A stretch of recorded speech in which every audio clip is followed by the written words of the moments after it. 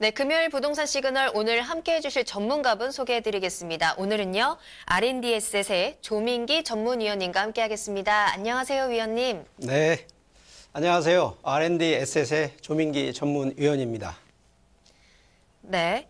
자, 문재인 정부가 6.19 대책을 시작으로 계속해서 부동산 대책을 내세우고 있습니다. 그중에 8.2 대책 그리고 9.13 대책이 가장 대표적인 부동산 대책으로 꼽히고 있는데요. 자, 오늘 조민기 위원님께서 주택시장 안정 대책에 대해서 알려주신다고요. 네, 그렇습니다.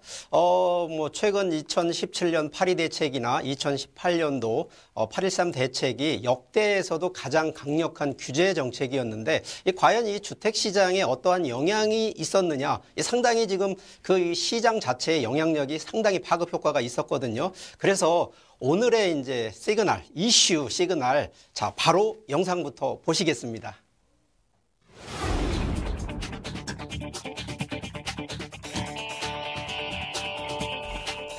2017년 5월 문재인 정부가 출범한 이후 가장 많은 주목을 받았던 경제정책은 부동산이었습니다. 지난 2017년 8.2 부동산 대책을 시작으로 지난해 9.13 부동산 대책까지 문재인 정부는 부동산 안정화를 위한 규제 강화 기초를 유지해왔는데요. 강력한 부동산 정책으로 부동산 시장은 안정되었을까요? 2017년 8월 2일 정부는 역대급으로 평가되는 부동산 대책을 내놨습니다. 세금, 대출, 재건축, 재개발, 청약 등 19개의 규제를 망라하는 8.2 부동산 대책인데요. 그로부터 약 1년 후 2018년 9월 13일 9.13 부동산 대책이 발표되었는데요. 끝을 모르고 상승하는 집값을 잡기 위한 역대급 고강도 대책으로 세제, 금융, 공급 대책 등 다방면으로 시장에 영향을 미치며 부동산 시장을 크게 위축시켰습니다. 이런 시기일수록 부동산 시장의 흐름과 방향을 고려한 투자 전략과 절세 전략을 세워야 하는데요. 정부의 부동산 정책에 따른 나의 부동산 자산에는 영향이 없을까요? 보유한 부동산 어떻게 구성해야 할까요? 정부 정책 분석부터 절세 전략, 부동산 포트폴리오 구성까지 하나하나 확실히 알려드리겠습니다. 지금 시작합니다.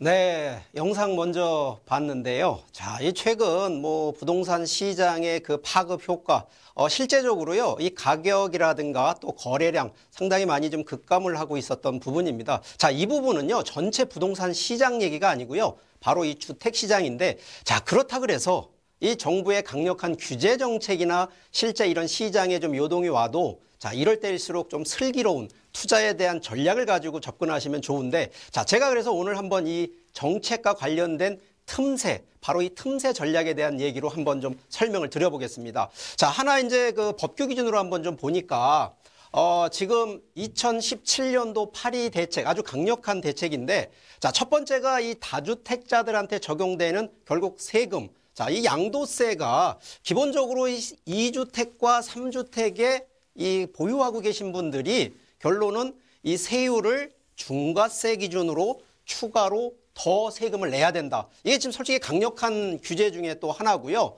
자, 또 하나가 지금 이 양도세 소득에 따른 부분, 우리가 보통 피부로 좀 느끼기가 좀 어려운 부분이, 그래서 한번 이런 이제 금액적으로 직접 돈을 얼마나 세금을 더 내는지 한번 좀 따져 보니까 양도 차액, 양도 표준 과세 기준으로 차익이 1억 원이 발생했을 때 이 법이 바뀌기 전까지만 해도 약 한 1,100만 원 정도의 세금.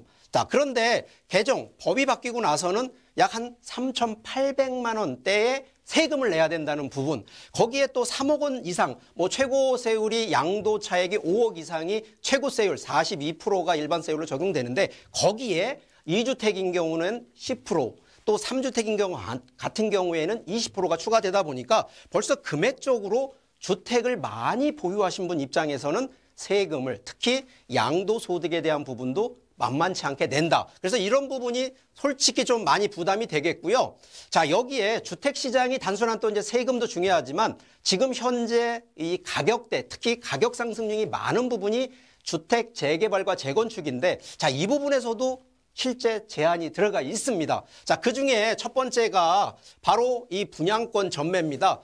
불과 이 법이 통과되기 전까지만 해도요, 우리가 보통 민법상에 이 채권과 물권이라는 게 되는데, 바로 이 권자, 분양권, 입주권, 이 권자가 붙은 것은 물권이 아니고 채권입니다. 말 그대로 종이 조각. 결국은 계약서 하나 가지고 되는 권리를 사고팔고 하다 보니까 실제 물권은 우리나라는 등기제다 보니까 소유권 기준으로 등기를 해야 되는데 자, 이 분양권이나 입주권 같은 경우에는 물권이 아니다 보니까 바로 권리를 하다 보면 프리미엄이 발생하는데 국가에다 신고를 안 하니까 결론적으로 실제 소득을 그냥 다 투자하신 분이 다 가져가는데 자, 지금은 법이 바뀌어가지고요. 자, 분양권도 이제 실거래 신고하셔야 되고요.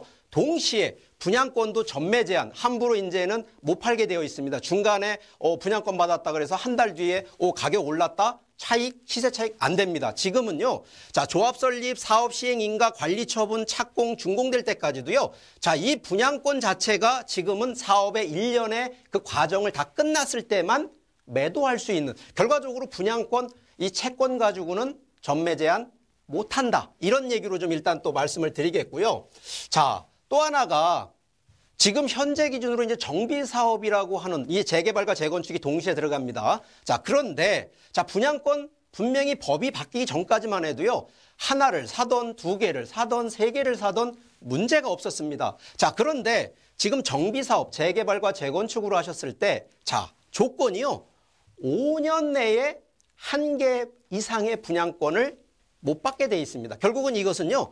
5년 안 동안에는요. 하나만 당첨, 분양권을 받을 수 있다는 얘기거든요. 자, 그러면 예를 들어서 지금 내가 재개발에 하나 들어가 있고 또 재건축에 하나 들어가 있다라고 하면 결론적으로 두 개가 동시에 분양권이 5년 안에 같이 들어가 있으면 하나는 받을 수 없다라는 게 결론입니다. 결과적으로 그래서 지금 재개발이라든가 재건축에 두세 개 투자하신 분들 자, 이거 꼭 감안을 하고 계셔야 된다는 얘기를 드리니까 이 부분도 좀 염두에 두시라는 얘기 좀 드리고요.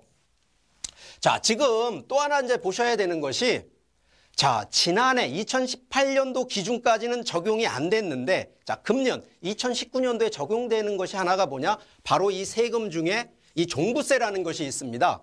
자, 종합부동산세는요, 이 말 그대로 좀 쉽게 얘기하면 부자세입니다. 그냥 본인이 나는 재산이 부동산을 많이 보유하고 있기 때문에 나는 부자입니다 해서 국가에서는 당신 부자니까 세금을 내세요 하는 게 종합부동산세인데 자, 이거 종합부동산세 자, 지금 상당합니다. 하나가 고가주택 세율 인상했죠. 또 다주택자, 3주택자 이상의 조정 대상자, 2주택자에도 또 추가 과세가 또 되죠. 그리고 금년부터요. 이 해당 이제 세금을 보통 보유세는 재산세와 이런 종부세가 있는데 자, 이 기준이 뭐냐면 공시지가였거든요. 자, 그런데 종부세는 이제 공시지가도 상승을 했지만 공시지가가 아니라 공정시장가액이라 그래서 자, 금년도 같은 경우에는 85%입니다. 자, 내년 기준으로는 90%가 되고요. 그래서 점차 연 단위로 보면 향후에는 100%까지 공정시장가액을 맞추겠다라는 거. 결론은 부동산 중에 주택을 많이 보유하신 분들 상당히 조금 세금에 대한 부분 고민하셔야 된다는 얘기를 일단 이제 결론적으로 말씀을 드리겠고요. 자, 여기 다주택자 자체에서 이 결론은 이러한 규제 지역 안에 투자를 하신 분들은 이제부터는 좀 슬기롭게 대처를 좀 하셔야 되는데 자, 그 부분에 대해서 제가 이제 좀 얘기를 좀 드릴게요. 자, 첫 번째 이제 양도소득에 대한 부분은 뭐 주택수를 좀 줄이는 방법이 원칙이고요. 자, 종부세 같은 경우에 절세를 하는 방법은 자, 부동산 시장이 우리가 주택 시장만 있는 게 아니라 딱 세 가지입니다. 자, 주택 시장이 있고 토지 시장이 있고 또 일반 상업용 시장이 있습니다. 자, 이게 국가에서 정해놓은 기준이 있는데 그 커트라인이 뭐냐? 주택 같은 경우에는 2주택 같은 경우 2주택 이상이시면 공시지가 기준으로 6억 원 이상을 갖고 있는 분들은 종부세 대상. 토지 같은 경우는 5억 원, 공시지가 기준으로 5억 원 이상을 보유하신 분들 공시지가 종부세 대상. 또 하나 또 상업용 같은 경우에 합산해서 가져가는 분들이 결국은 이 부분이 좀 틀렸습니다만 이 부분이 실제는 80억입니다. 자, 그래서 결과적으로 일반 상업용 또 이런 건물 이런 부분을 갖고 계신 분들은 80억, 공시지가 80억 이상이면 종부세 대상이시기 때문에 자, 결론은 이 커트라인, 국가가 정해놓은 커트라인에서 자, 토지가 5억이고 주택이 6억이고 여기가 80억이라 그러면 자, 같은 자산을 분배하고 있을 때 이게 포트폴리오 구성이라고 하는데 가능하시면 금액을 분산을 하셔서 가능하면 이 커트라인의 미만으로 맞추신다 그러면 종부세 안 내시는 분도 있습니다. 그래서 여러분들이 종부세 너무 걱정하시고 벌벌 우리가 뭐 규제 정책이라 그래서 걱정하신다? 아니다라는 얘기 좀 꼭 좀 드리니까 그런 부분 좀 이해하시고요. 자, 그래서 좀 하나 이제 좀 사례로 한번 좀 설명을 좀 드려볼까 합니다. 첫 번째가요. 자, 이렇게 자산을 갖고 있는 분이 있습니다. 자, 대부분 보면 주택을 갖고 있고 토지를 또 하나 갖고 계신 분인데, 자, 이분 결국은 주택 상품의 한 곳에 조금 모여 있는 부분인데, 자, 이거를 좀 분산 투자, 좀 포트폴리오를 만들자. 그래서 하나는 차익으로도 가면서도 세금 폭탄을 피해보자라는 전략인데, 자, 이 부분 제한, 첫 번째 제한은요. 일단 갖고 계신 주택 중에 그래도 유망하고 차익이 많이 나는 걸 버리라고 갈아타라고 하면 안 되지 않습니까? 그래서 노량진과 대방동은 그대로 갖고 계시라는 얘기 드리고, 신길과 이제 토지 같은 경우를 매도하는 전략으로 놓고 봤을 때, 자, 이런 경우에는 지금은 주택 쪽으로 들어가는 것이 아니라 오히려 상업용 쪽으로 해서, 상업용이면 주로 상가와 오피스텔 기준으로 들어가시면 되는데, 자, 중요한 건 자금입니다. 결국은 여기서 만들어내는 자금을 가지고 보통은 이제 상가 같은 경우는 큰 금액으로 가는 게 아니라 한 3억 원대 플러스 오피스텔 같은 경우는 한 2개 정도에서 1억 원대 하시면 한 2억 원대로 들어가시고요. 자, 투자 기간은 기본적으로 상가 같은 경우에는 5년에서 7년을 가져가시라는 얘기 드리고요. 자, 오피스텔은 임대 수익이긴 하지만 약간의 차익을 놓고 본다 그러면 3년에서 5년 정도를 놓고 보시라는 이런 전략으로 좀 제안을 드리고, 자, 기본적으로 두 번째 제안을 드린다 그러면 요게 이제 같은 내용 같지만 실제는 자금을 좀 더 만드는 구조거든요. 자, 이런 기준에서는 오히려 투자 상품을 좀 한 곳으로 모이자. 자, 그런 경우가 뭐냐? 통건물이 있습니다. 자, 통건물은 아까 상업용처럼 일반 건물 큰 게 아니라 보통 한 3층에서 5층 정도 되는 주택과 건물을 위주로 하는데, 자, 이게 좋은 점이 뭐냐? 상가, 상업용이 있어서 좋은 게 아니고요. 주택이 이거를 1주택으로 가능성이 있기 때문에 1주택은 비과세를 받거든요. 그래서 이런 부분으로 놓고 보는데, 자, 통건물 규모가 있습니다. 그래서 실투자금 기준으로 여기서 자금을 빼낸다 그러면 최소 단위가 여기는 8억에서 한 10억 정도의 자금을 갖고 가야 되는데, 자, 여기 이 투자 상품은 두 가지입니다. 하나는 시세 차익도 보시고요. 하나는 임대 수익으로 해서 두 마리 토끼를 잡는 부분이다 보니까, 자, 이거 투자 기간 짧게 갈 수 없습니다. 최소 이거는 7년에서 10년 정도를, 그러면 7년, 10년을 임대 수익을 1차 목표로 가져가고요. 좀 더 중장기적으로 시세 차익을 몰고 가는 이런 전략으로 준비를 하신다 그러면 아마 지금 이런 부동산 보유하고 계신 분들 입장에서는 포트폴리오 그리고 세금을 조금 더 줄이면서 지금 현재 정부에서 하고 있는 규제 정책에서 틈새로 들어갈 수 있는 이런 전략이 있으니까 우리 시청자분들 이렇게 또 보유하고 계신 분들 뭐 저희한테 전화를 좀 많이 주시면 이런 포트폴리오에 대한 또 이런 상담까지 해드리도록 하겠습니다.